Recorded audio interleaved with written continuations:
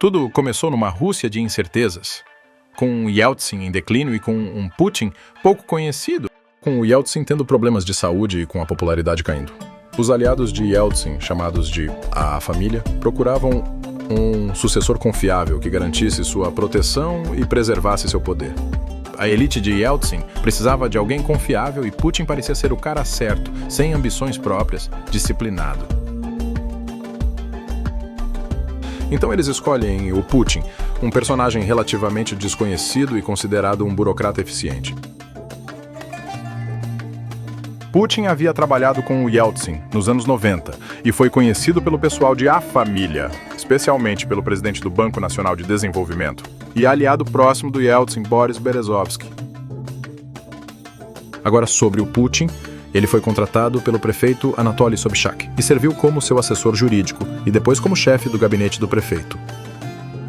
Quando Sobchak passou a ter problemas com o governo de Yeltsin, Berezovsky ajudou a ocultar uma acusação contra ele. Foi em meio a isso que Putin e Berezovsky se conheceram e foram se aproximando. Assim sendo, Anatoly Sobchak, prefeito de São Petersburgo e amigo de Berezovsky, teve problemas com o governo de Yeltsin. Putin trabalhava com Sobchak como seu assessor jurídico e chefe de gabinete.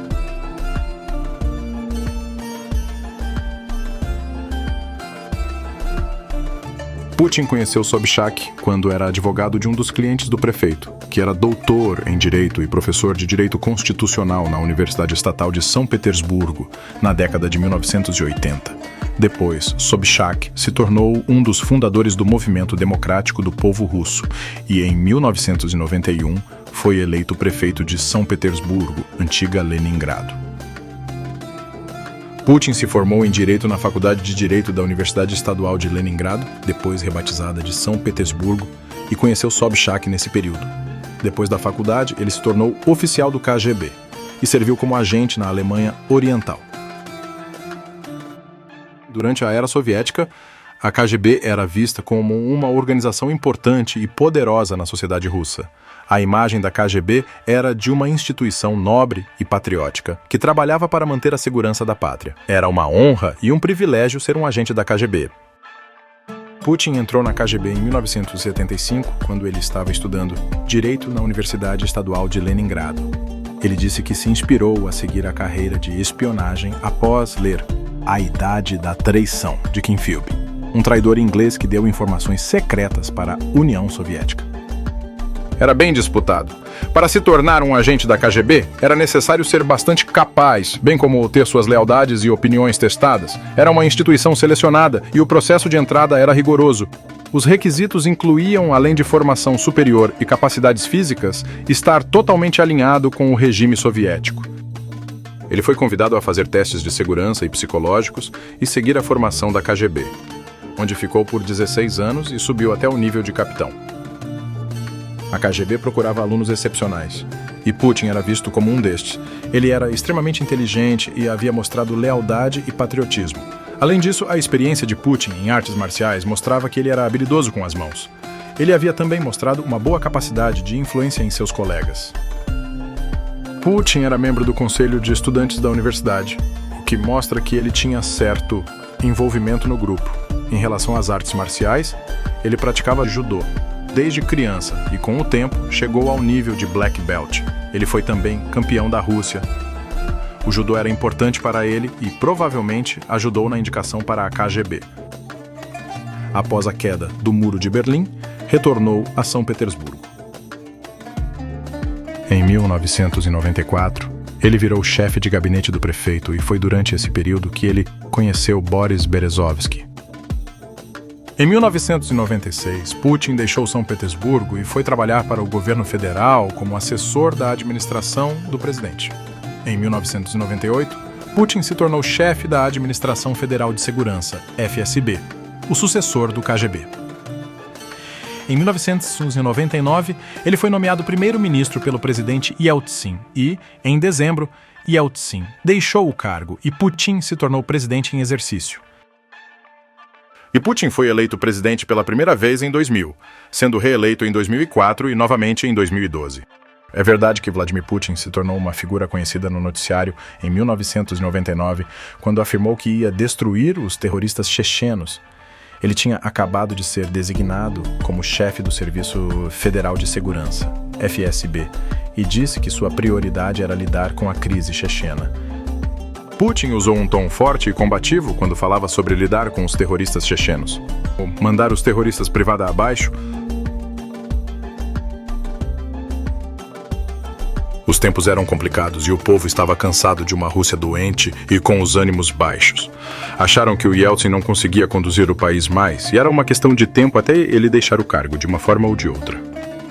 O Putin, esse suposto burocrata inofensivo, terminou sendo um grande jogador nas manobras internas da política russa. E aí, como foi que isso todo evoluiu para consolidar o Putin no poder?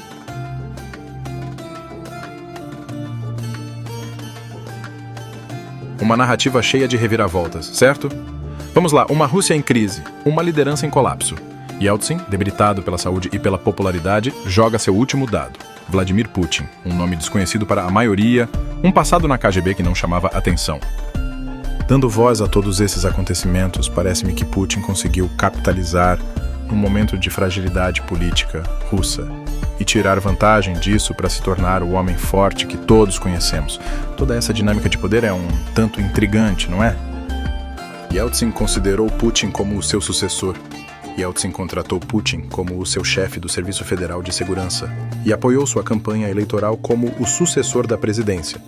Isso fez Putin parecer o candidato escolhido pela elite da Rússia e, em última instância, Yeltsin. Havia um nível de confiança e expectativa de que Putin poderia proteger Yeltsin. É provável que Yeltsin tenha visto Putin como um possível sucessor capaz de manter o controle sobre as investigações que poderiam ocorrer no futuro.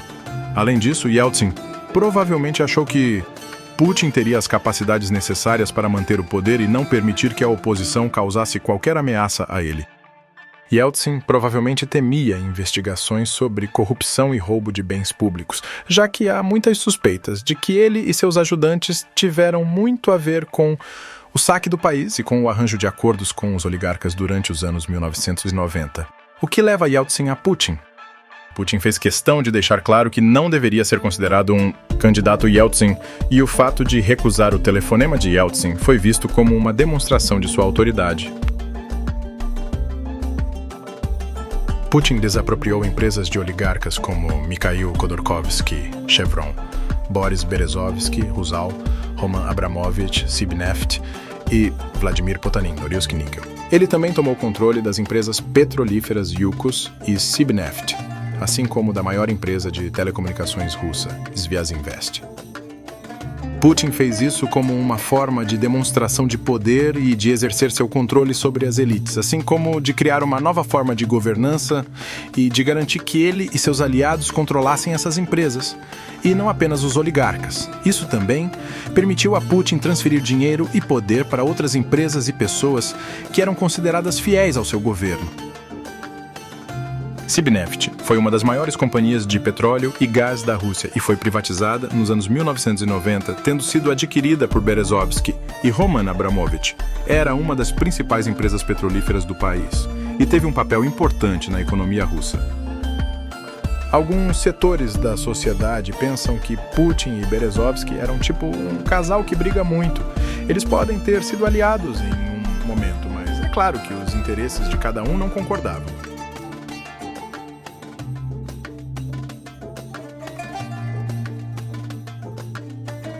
O motivo pode ter sido simples, porque Berezovsky apoiou o inimigo de Putin na eleição.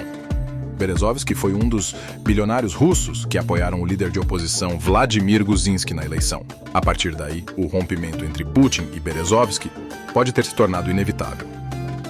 É improvável que ele tivesse conquistado a presidência sem o apoio da oligarquia russa, que originalmente era próxima de Yeltsin. Putin não está sozinho. Ele tem um grupo de apoio chamado Sistema, que é composto de oligarcas, máfias, ex-oficiais do KGB e de outros setores do governo russo. Eles têm interesses alinhados com os de Putin e beneficiam de sua liderança. Eles, em troca, apoiam suas políticas e atuações. Putin continua sendo amplamente popular na Rússia, apesar de alguma resistência política e popular à sua liderança, especialmente desde a guerra na Ucrânia. A popularidade de Putin tem caído gradualmente desde o começo da invasão, mas ele ainda mantém apoio de vários setores da população russa. A oligarquia russa é composta por um grupo seleto de pessoas extremamente ricas e influentes que adquiriram sua fortuna durante a época do antigo presidente russo Boris Yeltsin e tem forte influência em vários setores importantes da sociedade russa. Quanto à questão de Putin, matar bilionários opositores é um perigo que esses oligarcas possam enfrentar.